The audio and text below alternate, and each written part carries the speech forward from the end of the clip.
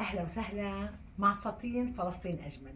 الإشي الحلو كتير إنه فطين اليوم عنا في مركز التراث الفلسطيني في بيت لحم، فأهلا وسهلا فيكم جميعا وفيه. فهلا بدي أعطي فكرة شو هو مركز التراث الفلسطيني في بيت لحم. مركز التراث الفلسطيني تأسس سنة 1991 بهدف توثيق وإحياء ونشر التراث الفلسطيني. المركز بتكون من عدة أقسام.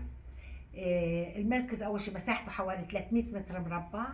بيحتوي المركز على المشغل التطريز الفلسطيني هون، اللي احنا بنشغل فيه عدد كبير من النساء طبعا، لانه هذه هي مهنة الوحيدة المرأة بتعملها في بيتها بين اولادها بوقت فراغها. فهذا التطريز احنا بنحافظ على اصالة الزخرف واصالة اللون حتى نحافظ على الهوية. هون في عندنا مجموعة كبيرة من المخدات. هدول المخدات تقريبا هي بتكون أبات الثوب، أما المخدات المضبوطة هلأ بفرجيكم إياها.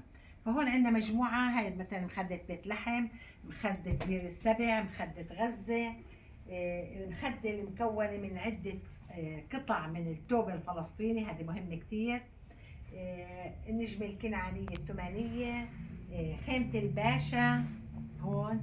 فكل قطعة بتحكي قصة قرية ومدينة فلسطينية، يعني كل زخرف هو بيمثل تقريبا قرية أو مدينة فلسطينية. مشان هيك إحنا دائما بنقول التطريز هو عبارة عن هوية لوجودنا بكل قرية ومدينة فلسطينية.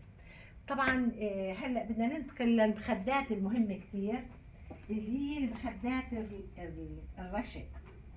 هاي المخدات هذه هي مخداتنا الأصلية اللي كانوا يقعدوا فيها لما كنا نسوي القعدة العربية. هذه هي المخدة الأصلية الموجودة عندنا. في عندنا عدة أشكال مهمة كتير. هذه أنا بعتبرها مخدة كتير مهمة، يعني هذه مخدة أصلية لمنطقة بير السبع. هون بنشوف الحجابات عليها، الحجاب والقمر، شجر السرو، وأهم إشي بحيطها التشاريف الموجودة هون اللي هي بتحيط فيها. فكل مخدة عنا تحكي قصة لقرية ومدينة. مثلا عندنا مخدة بيت لحم هون كمان، مخدة الملك هون كمان. هدول كل المخدات اللي أنا بحكي لكم عنهم، هدول أنا مش اخترعتهم من عقلي، أنا عندي كل مجموعة المخدات القديمة.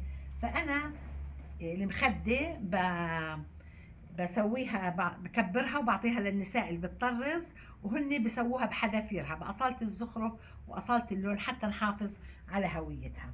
طبعا عندنا أقسام كثيرة هون. مثلا عندنا هون في التراث: أحن إلى خبز أمي وقهوة أمي ولمسة أمي وتكبر في الطفولة يوما على صدر أمي وأعشق عمري لأني إذا مت أخجل من دمع أمي. طبعا محمود درويش. وهون في عنا طبعا سميح القاسم: منتصب القامة أمشي مرفوع الهامة أمشي، في كفي قصبة زيتون وعلى كفي نعشي وأنا أمشي، وراح أضلني أمشي لحد التحرير أكيد.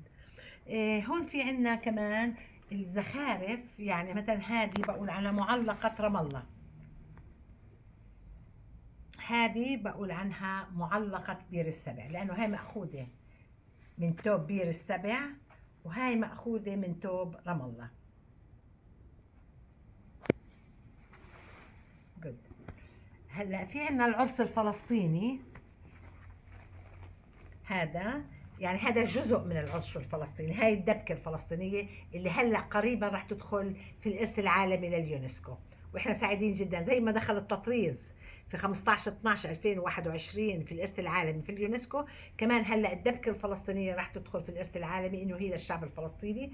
كيف إحنا بنضلنا نقول إنه هذه تطريز فلسطيني والدبكة فلسطينية؟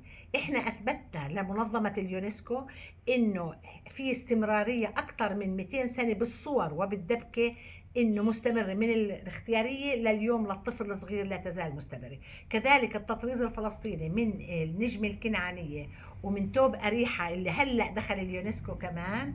اريحا اقدم مدن العالم وثوبها محفور في كهوف مجده، في نفس الزخارف الموجوده عندنا.